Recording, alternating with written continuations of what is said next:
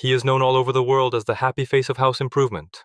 A TV host who does well, an expert in real estate, known around the world, someone who fixed up old, broken homes and made them into dream homes. That success story, that beautiful camera smile, and the fact that Property Brothers is famous all over the world are all lies.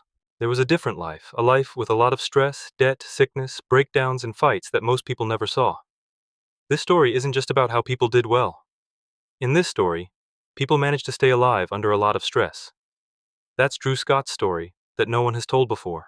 Two brothers with a big dream. In the early days, Drew Scott and his identical twin brother Jonathan Scott were both born in Vancouver, Canada in 1978. From the start, their relationship was not like most.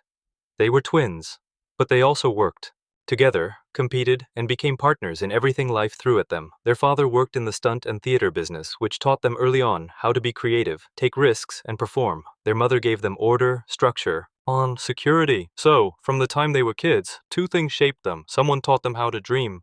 The other showed them how to stay alive. They didn't play like other kids did, even when they were kids. They made things. They sold small things they made by hand, from door to door. They tried out different small business ideas. Before they knew what success was, they learned how to be turned down. Drew formed a strong view that nothing in life is free because of this early exposure. You have to earn everything. Sports and the first broken path were the first dream. Drew became more interested in basketball as he got bigger. Because of his height, athleticism, and confidence, the dream seemed like a real possibility. This looked like it could help him get ahead for a while. But there aren't many straight paths in life. Slowly, injuries started to kill that dream. Not a single exciting moment. He had put a lot of emotion in the future, but a string of setbacks quietly erased it. And at first, it doesn't feel like a loss when a dream slowly fades away. It makes sense to be confused. After that, anger. After that, identity problem. If I am not this, then what am I? Was the question Drew had to answer. This question kills many bright dreams. The switch to acting. A world that doesn't value effort. When sports were over, Drew became interested in acting. It seemed right. Because of his father's background, he knew the business. It felt like a fresh start to think about acting, cameras, and stories. He began at the bottom. Tryouts, a few outings, roles in the background, even work as a body double in bigger shows. It felt like growth at first, but things were much worse than expected. Because work isn't noticeable when you're having fun. It's normal to be rejected, and patience is always put to the test. The end of every interview was the same. No, with no reason, not a response. There is no chance to get better. It's just rejection, and rejection doesn't stay outside over time. It turns inside out. Drew began to doubt his worth over time, his skill, his direction, his plans. The financial collapse. When dreams come true. Drew put everything he had into acting seriously. Acting classes, programs for training, high jumps, costs of travel. The cost of living in towns is high. He thought that victory was just around the corner, but that chance never came up. Instead, costs kept going up. It didn't change the income, and slowly, he fell into a money trap. Drew Scott soon owed more than $100,000. This is just a number to a lot of people, but for someone who is following a dream, it takes on mental weight. Debt does more than just take money. Having faith is needed. It makes you sleepy. You need to be calm. It makes every choice more important. It gets more difficult every day, and each dream gets farther away. The crossing point, when two lives ended at the same time. Jonathan Scott was having a terrible time with his money. Two brothers, having two different goals. The same result, failure. Jonathan put a lot of money into businesses tied to magic and performance, but he lost almost everything because of bad partnerships and bad money management. At first, it looked like the story of both boys was over before it even started, but then something strange happened. Instead of giving up, they did the math again. They stopped chasing their silly dreams and went back to something useful, houses and land. From failure to structure, this is the rebuilding phase. At first, real estate wasn't very exciting, not famous, not any cams, no credit given. Only broken homes, risk to money, and hard physical work. This time, though, something was different. It had been years since hard work had a direct result. Do more work to get paid more. Find out more to make things better.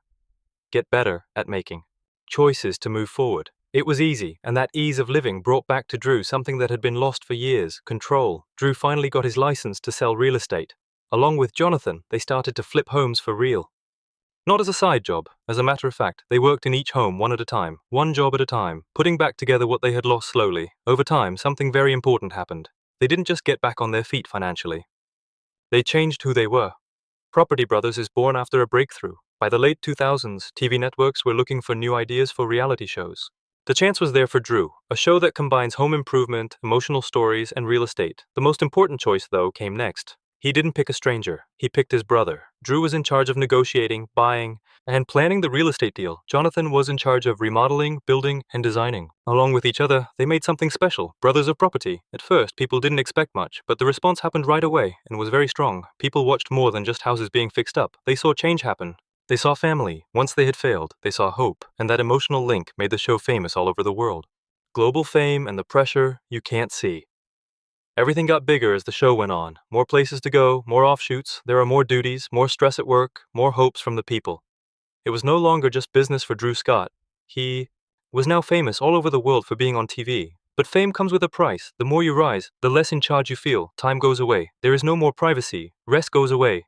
And the heat keeps going up. Drew was always working behind the camera smile to film.